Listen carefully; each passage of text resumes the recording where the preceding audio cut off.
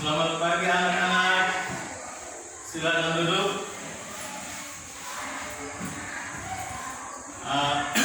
Sebelum kita mulai dengan pelajaran kita pada pagi hari ini, kita mengawali dengan doa. Saya minta ketua kelas memimpin kita dalam doa.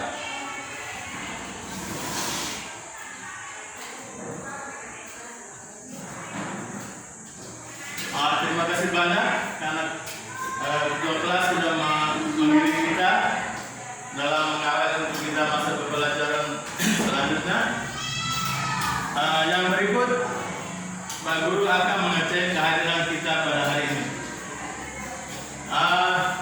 Bangku di belakang yang kosong sekarang tidak ada. Teman sakit.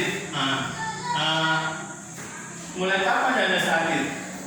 Mulai kemarin. Mudah-mudahan kita doakan teman kita yang sakit cepat sembuh supaya datang ke pelajaran seperti biasa. Untuk menawarkan suasana, kita kalau pada hari ini maka kita menyanyikan sebuah lagu untuk menawarkan suasana. Lagu dari Sabang sampai Merauke. 1, 2, 3.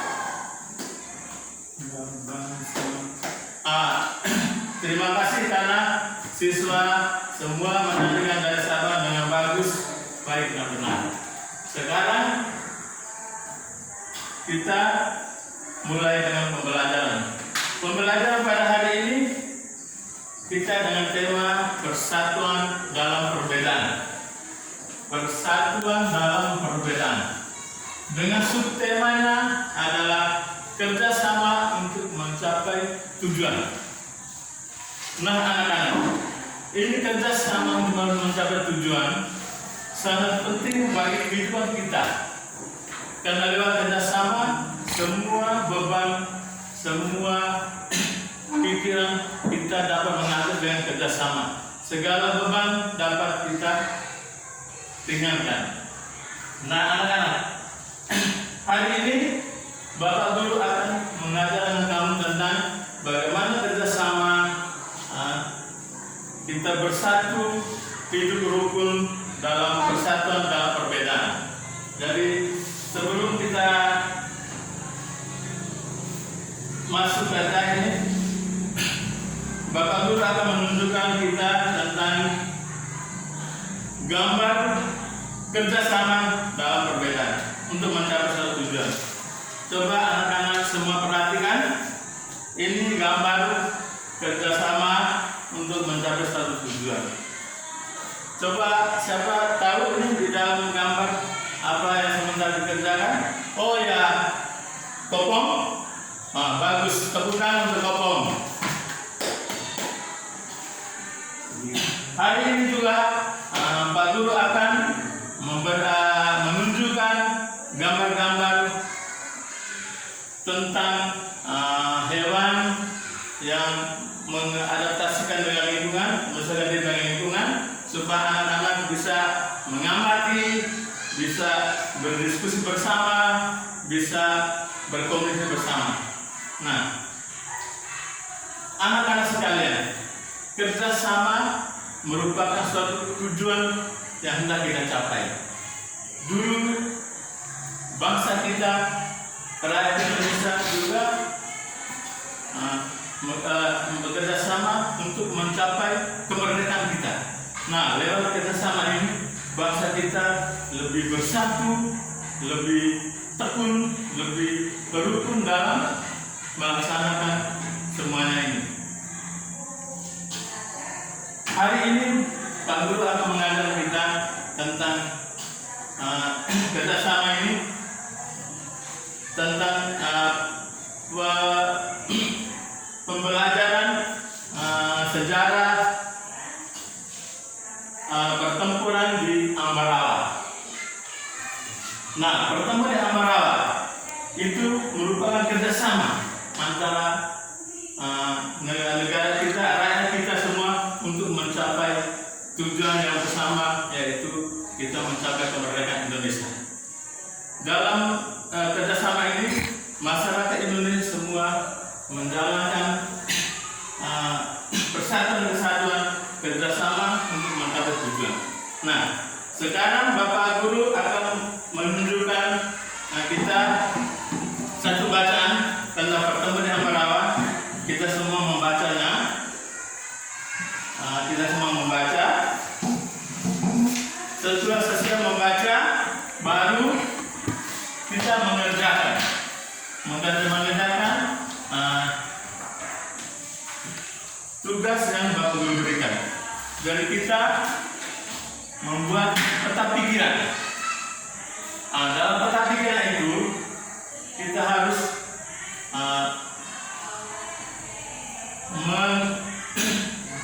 memberangkat hal-hal yang perlu kita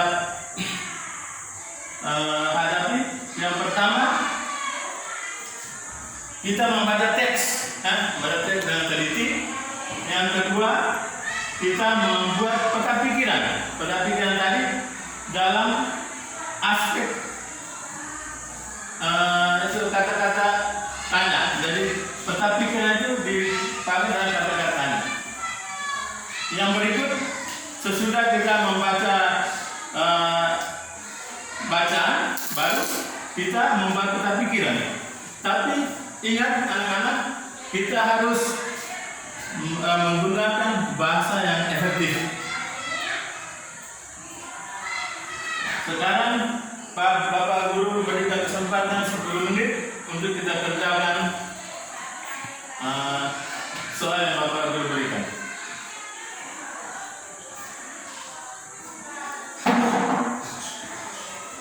Mari kita tukar ke teman sebangku supaya teman bisa mengomentar atau memberikan masukan tentang kita punya hasil tadi ulang dari latihan.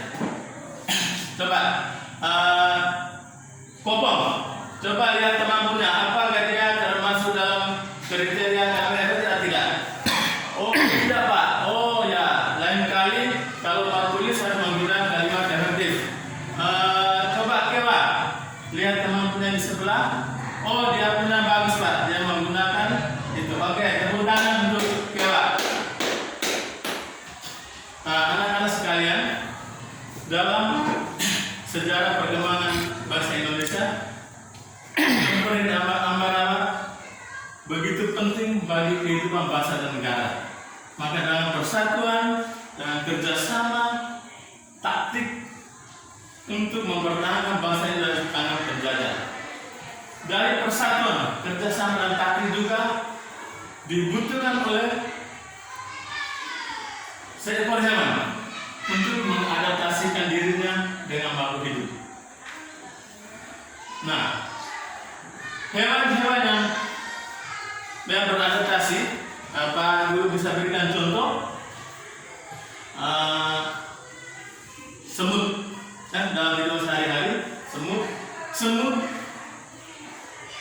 bisa bergotong royong untuk memindahkan satu barang yang berat, untuk memindahkan barang berat ke tempat yang lain. Atau contoh yang lain, Bapak Guru akan menunjukkan contoh-contoh hewan yang beradaptasi dengan lingkungan. Misalnya yang pertama,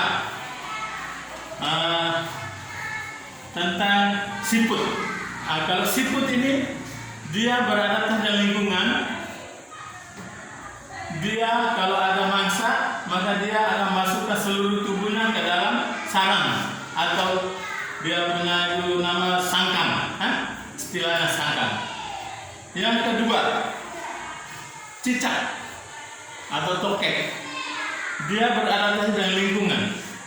Kalau ada mangsa yang datang, maka dia akan memutuskan ekornya untuk mengelabui mangsa. Yang ketiga, cumi-cumi. Anak-anak, coba lihat di sini ada cumi-cumi. Kalau cumi-cumi ini, kalau dia ada melihat mangsanya, maka dia akan mengeluarkan cairan berupa tinta hitam untuk mengelabui mangsa. Jadi itulah cumi-cumi, kepintaran cumi-cumi dalam mengelabui dan punya mangsa. Nah, anak-anak, Sebentar kita mengadakan diskusi tentang hewan yang berada di lingkungan. Bapak Guru akan membagikan kita 4 kelompok yang terdiri dari 4 orang. Dari kelompok 1, kelompok kedua, kelompok 3, kelompok 4. Nah, soal yang kita mau diskusikan, Bapak Guru akan berikan. Ini kelompok 1, ini kelompok 2, ini kelompok 3, ini kelompok 4. Soalnya yang sama. Yang pertama, sebutkan 2 ekor binatang atau hewan yang ada di sekitar kita. Yang kedua, dengan cara penyelesaiannya. Dan yang kedua,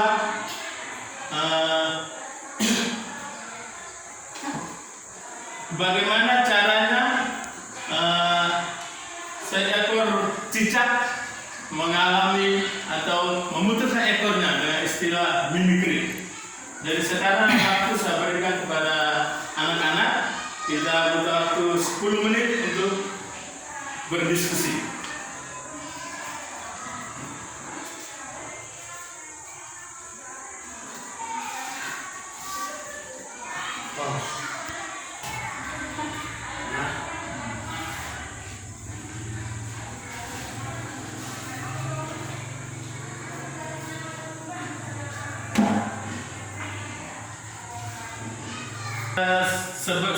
Sesudah kita melakukan diskusi, nanti tiap-tiap kelompok melaporkan hasil diskusinya masing-masing. Kita semua presentasikan, nanti tiap kelompok Bapak Guru berikan semua komentar tentang hasil diskusi teman masing-masing.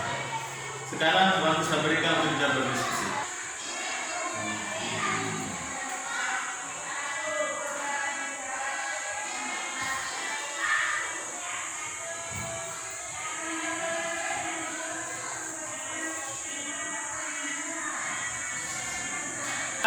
Bapak Guru akan memanggil tiap-tiap kelompok untuk mempresentasikan hasil diskusinya. Yang pertama saya panggil kelompok 1, maju ke depan untuk mempresentasikan hasil diskusinya. Semua tepuk tangan karena hasil diskusinya bagus. Coba teman-teman dari kelompok lain bisa komentar dia punya hasil diskusi. Ada kelompok 2. Oke, tepuk tangan. Kelompok 2 ada menanggapi dari kelompok 1.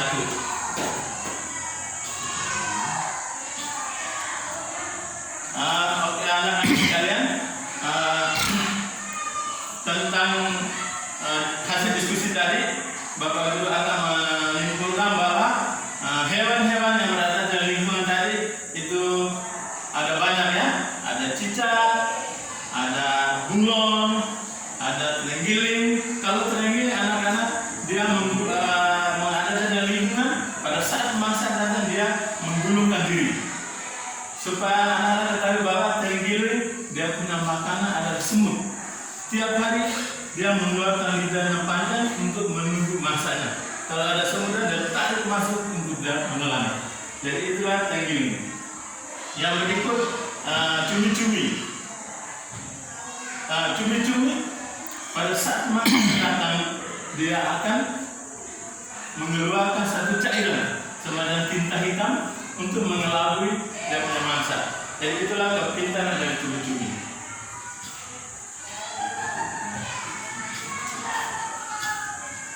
Anak-anak sekalian, waktu kita tidak lama kita mengakhiri jam pelajaran kita. Coba anak-anak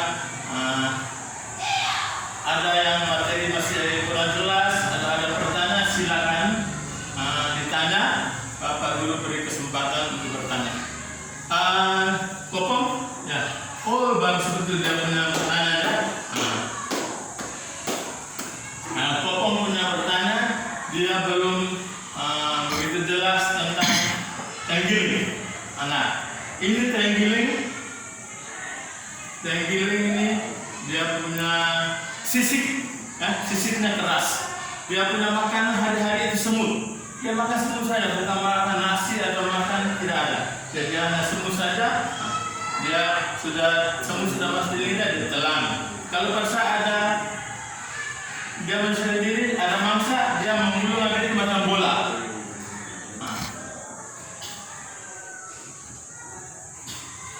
Sudah jelas kok? Jadi itulah. Yang ada yang lain masih belum jelas? Oke. Sekarang kita Bapak Guru menunjukkan semua materi yang kita ajarkan dari awal sampai akhir, bahwa kalimat efektif adalah kalimat yang menggunakan kaidah bahasa Indonesia menurut ejaan yang disempurnakan. Jadi kalimat sistematis, ada subjek, ada predikat, ada objek. Yang berikut hewan dan yang menyesuaikan diri dengan lingkungan. Misalnya Pak sudah ditonton tadi, ada cumi-cumi, ada bunglon, ada tenggiling, ada siput. Nah, itu semua biar dapat menyesuaikan diri masing-masing sesuai dengan lingkungan. Sekarang anak-anak, mari kita menyanyi satu lagu daerah untuk menyemarakan kita. Kita harus semangat, kita harus belajar dengan rajin supaya cita-cita kita ingin tercapai. Kita menyanyi lagu Ampar-Ampar Pisang. Ampar Pisang. Tepuk tangan untuk semua karena sudah menyanyikan lagu Ampar-Ampar Pisang. Sekarang Bapak Guru panggil satu siswa untuk membawa kita dalam doa penutup untuk mengakhiri pelajaran kita.